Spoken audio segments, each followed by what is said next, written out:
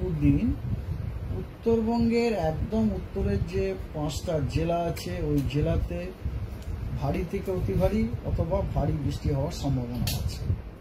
আজকে উত্তরবঙ্গের ওই 5টা জেলায় কমলা সতর্কবার্তা দেওয়া হয়েছে, এই কারণে যে ওই জেলাগুলোতে বিক্ষিপ্তভাবে দু এক জায়গায় ভারী থেকে অতি ভারী বৃষ্টিপাত হওয়ার সম্ভাবনা আছে।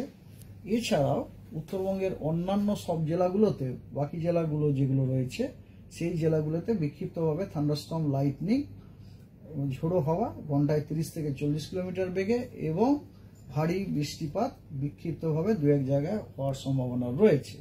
আর দক্ষিণবঙ্গের মুর্শিদাবাদ, নদিয়া এই দুই জেলাতে বিক্ষিপ্তভাবে দু এক জায়গায় ভারী বর্ষণের সম্ভাবনা রয়েছে এবং দক্ষিণবঙ্গের সবকটা জেলাতেই বিক্ষিপ্তভাবে থান্ডারস্টর্ম, লাইটনিং এবং ঝোড়ো হাওয়া ঘন্টায় 30 থেকে 40 কিলোমিটার বেগে বইবার সম্ভাবনা আছে।